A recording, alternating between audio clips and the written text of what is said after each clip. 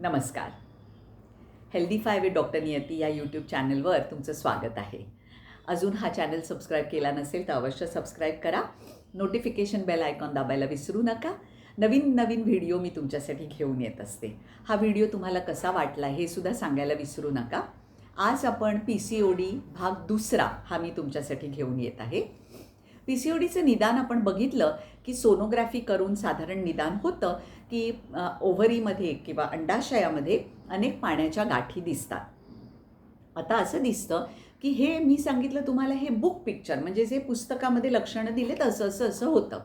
हल्ली असं दिसतं की असं क्लासिक बुक पिक्चर पण दिसत नाही. मग काय दिसतं तर ओव्हरीमध्ये सिस्ट्स दिसत नाहीत पण ओव्हरी बल्की झाल्यासारखी दिसते, म्हणजे ओव्हरी मोठी झाल्यासारखी दिसते. हे आपल्याला सोनोग्राफीमध्ये दिसतं.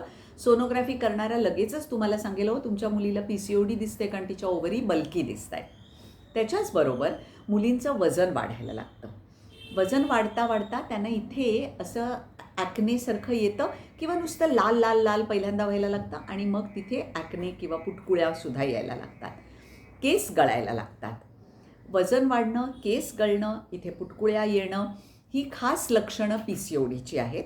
त्याच्यावरती जर आपण लगेच इलाज केला नाही किंवा निदान झालेलं नसेल तर केससुद्धा यायला लागतात. मिशी प्रांतामध्ये दाढी वगैरेच्या ठिकाणी केस वाढायला लागतात. आता ही सगळी लक्षणं बघितल्यानंतर तुमच्या लक्षात येईल की एक अजून मोठं लक्षण आहे की ह्याचा जर आपण इलाज केलाच नाही वेळी तर मग मुलींना मुलंसुद्धा होणार नाहीत ना.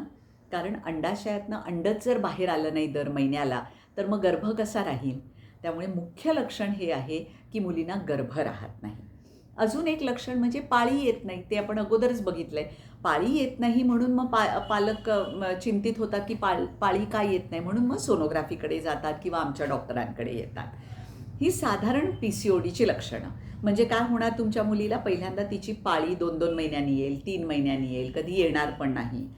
माझ्याकडे एक पेशंट होती जिला 2 वर्ष पाळी आलेली नव्हती.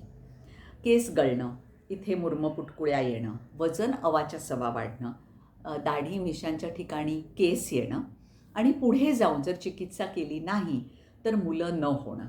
ही झाली सगळी PCODची लक्षणं. तिसऱ्या भागामध्ये मी पूर्ण PCODला तुम्ही कसं हाताळाल, त्याला कसं त्याच्यावरती युद्ध पुकाराल आणि रिव्हर्स कराल याच्याबद्दल खास पालकांना एक व्हिडिओ घेऊन येत आहे. PCOD भाग 3. त्यामुळे हा व्हिडिओ बघितल्यानंतर PCOD भाग 3 बघायला विसरू नका. तुमचे कॉमेंट्स, प्रश्न ते सुद्धा विचारायला विसरू नका.